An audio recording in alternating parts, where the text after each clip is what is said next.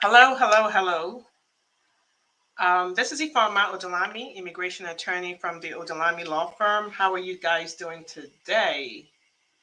So, I have a great topic for you, and I'm going to let you guys join me. Tell me you're here, say hello, and when I'm done, please put your questions. I only have about 20 minutes. I'm going to try to go really fast on this. So, I was thinking about what topic to discuss, and I thought about um, talking about the VAWA process and the process after your VAWA is approved. Because believe it or not, a lot of people have questions about that, especially if they did not use an attorney. So thank you guys for joining me. My name is Ifeoma Odunlami, immigration attorney from the Odunlami law firm. For those who do not know me, my law firm specializes in family-based immigration and deportation proceedings. If you have immigration questions, please feel free to reach out to us, 973-993-1900. We work with clients all over the United States. So let's start with, we talk a lot about people that qualify for VAWA, but now I'm just going to talk about the process.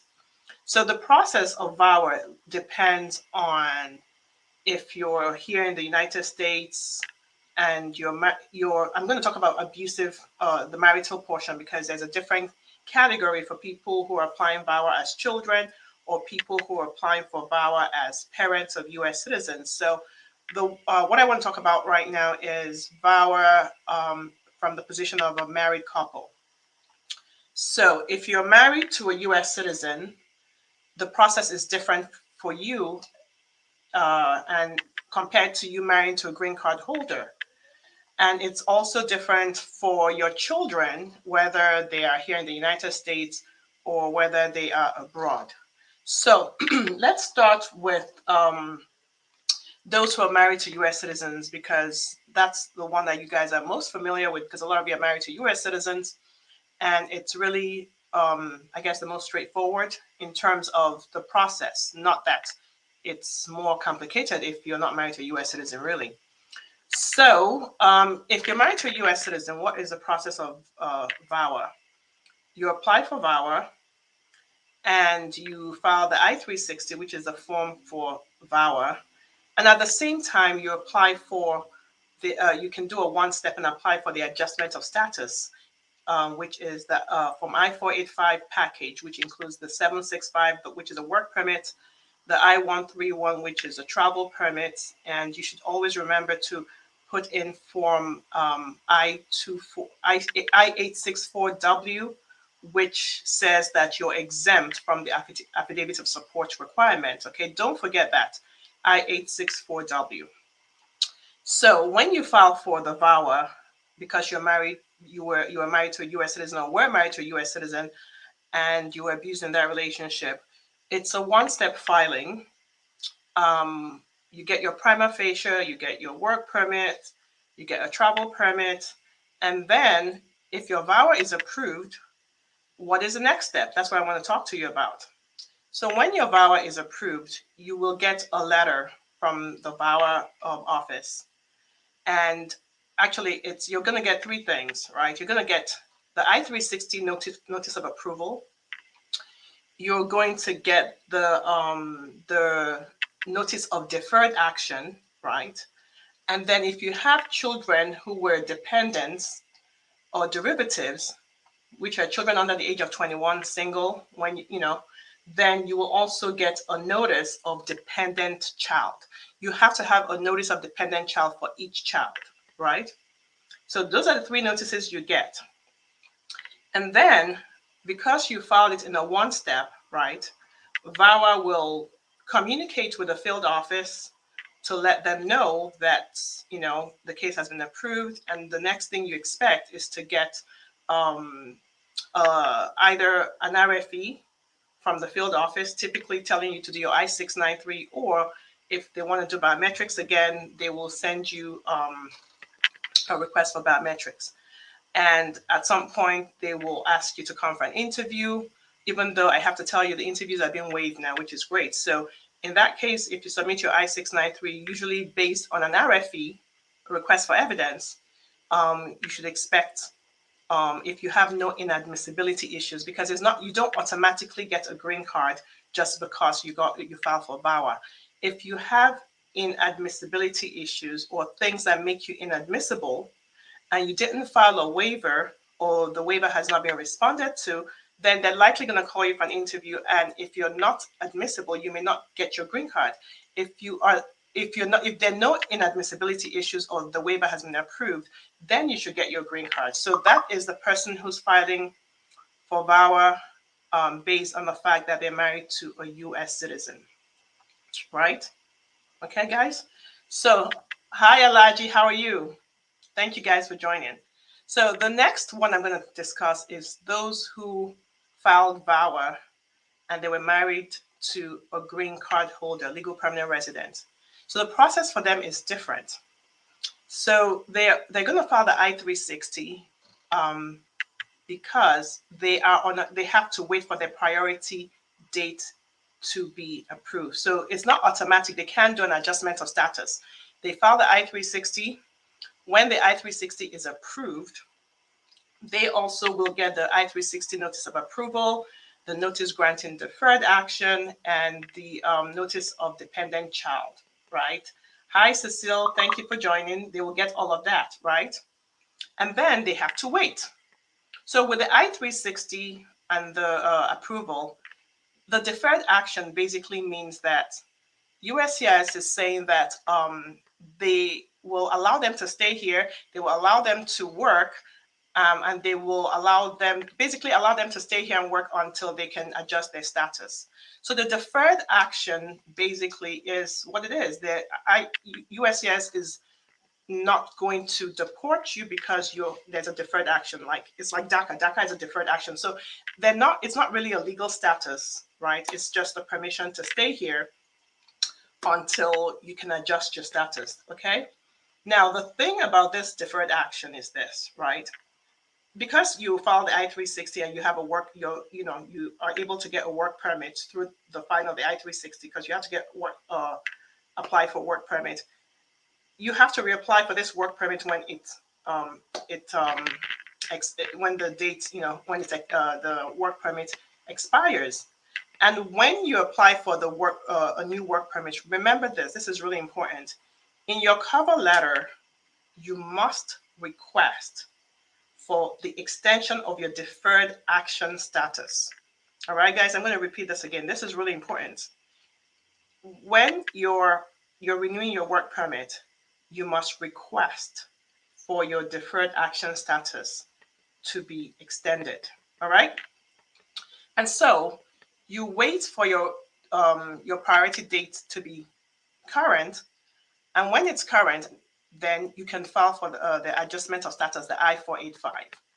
So how do you know your priority date is current? You have to look at the letter. It's going to tell you what your priority date is, which is the date you filed your I-360. And then you have to look at a visa bulletin, which you can get from travel.state.gov. I think that's the travel.state.gov, right? You are going to be F2A. Look there to see what date they're working on.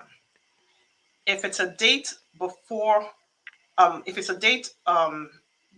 before the date you filed, then your priority date is current. If it's a date that is way in front, and let me get this right. If it's a date, let me put this in clearer terms. So let's say you filed your VAWA in 2020, July 2020. And you check the visa bulletin and they're working on cases 2018, right? Your priority date is not current yet. However, if you check the visa bulletin and they're working on cases from 2021 or after July or whatever date you file, then your priority date is current and you can file your Form I-485, okay? So when you file that, your Form I-485, at that point you can go through the adjustment of status process.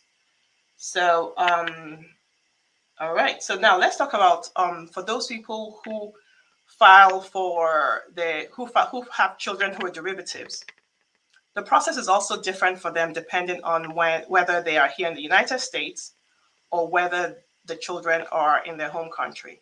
So if the children are here in the United States and you're married to a US citizen, you can also file the adjustment of status for the children, okay? Because each child has to have their own Form I-485 adjustment of status petition. And their cases work, concurrently with the principal applicant, right? However, if your children are abroad and you are here, you have to wait until you get your green card.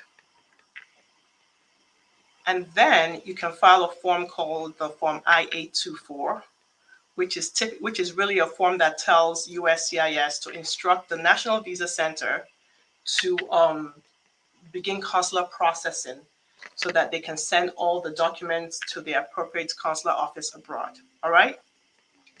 So I hope everybody understood this, because I get this question quite a bit, especially with regards to your children abroad. If you file VAWA here, your children abroad are also derivatives as long as they're single, unmarried, under the age of 21. All right? So let's see the questions I have gotten so far. Let's go back. I'm going to go on Instagram because I think I saw a couple of questions on Instagram. So Baba CK says, what happens if you file a VAWA and they keep renewing your work permit, your work authorization 3 times, almost 6 years, but you do not have your green card?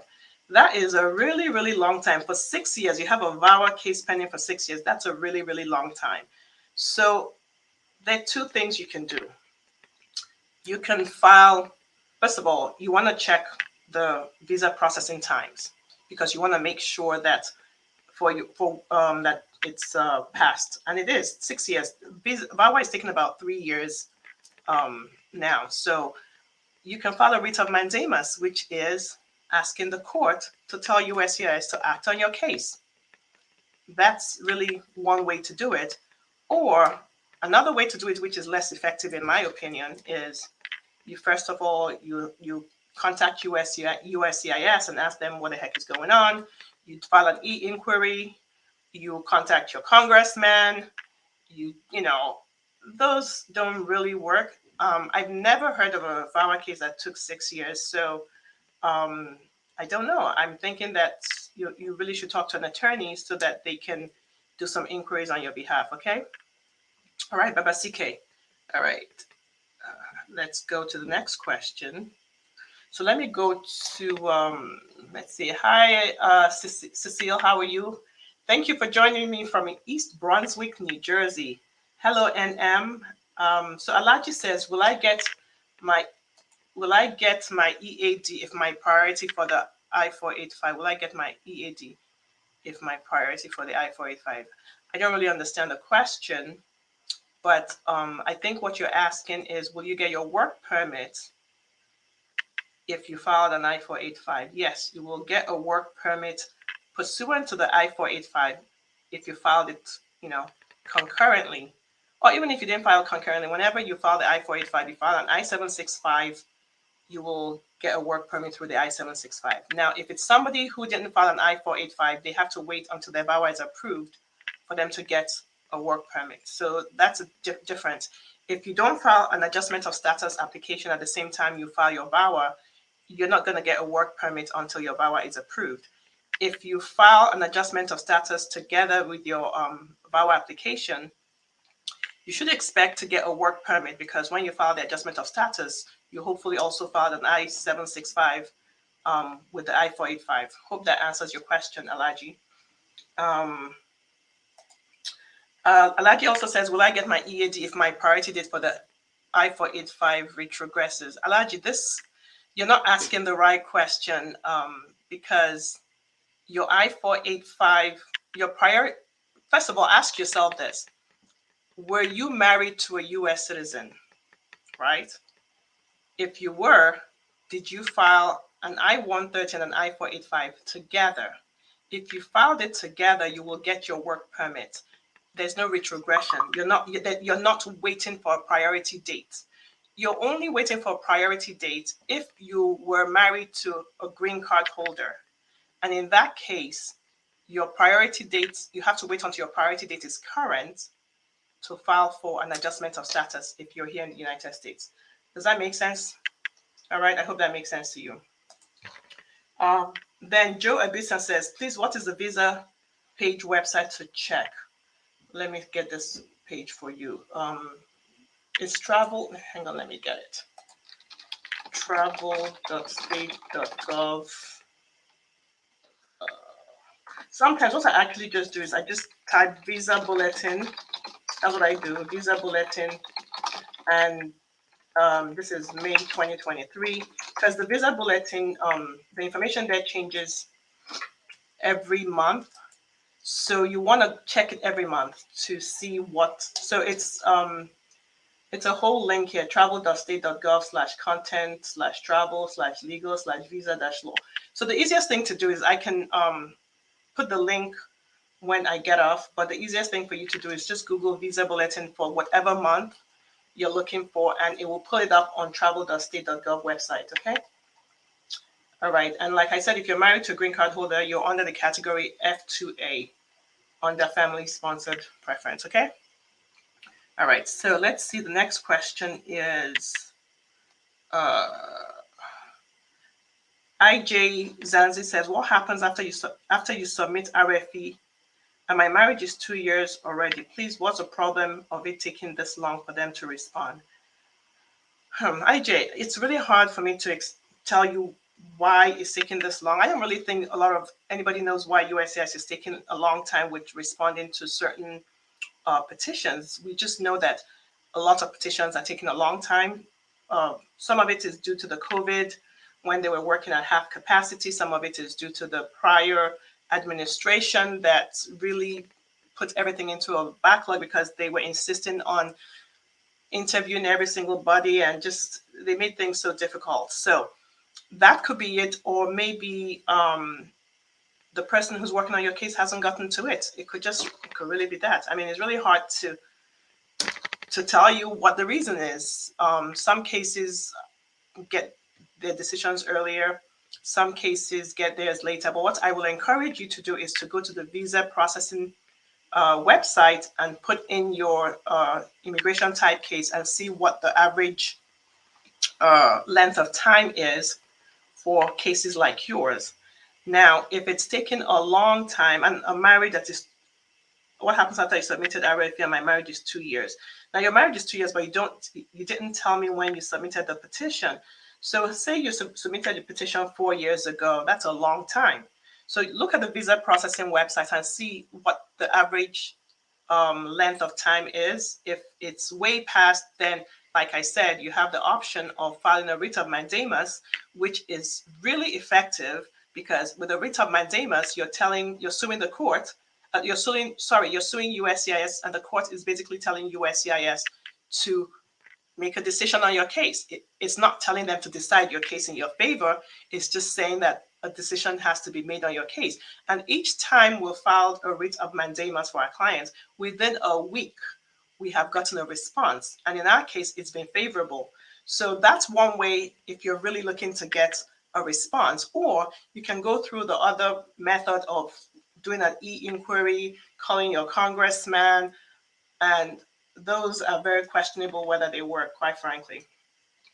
So Joe says, Primacy is what percent to your case? Does it guarantee success in your case? I think you're asking, guys, I'm beginning to, you guys type a language, right? I think it's, autocorrect, but I read the question and then I have to figure out what you're trying to say. So I think what you're trying to say, Joe, is a prima facie, does that guarantee success in your case? No, it does not. A prima facie finding is a letter you receive when you file your VAWA case, and basically all it tells you is that you're moving in the right direction. You've met the minimum requirement for a VAWA case. So the prima facie letter, which the first time you get it is good for a year, and after that they send it to you automatically every 6 months, a renewal. It basically allows you to get public benefits. But I have to tell you, what the kind of public benefits you get depend on what state you live in. So for a lot of people, the prima facie is really not helpful in terms of getting public benefits, but it is helpful in giving you the peace of mind that you have at least met the minimum threshold. But does that mean that you're not going to get a request for additional evidence? No, it doesn't mean that. They could further on send you a request for additional evidence, and they could deny your case if you don't give them what they want. So a prima facie does not guarantee success in your case at all. So let's see. Casca says, can I file VAWA if my I-485 was previously denied due to inadmissibility as a result of misrepresentation?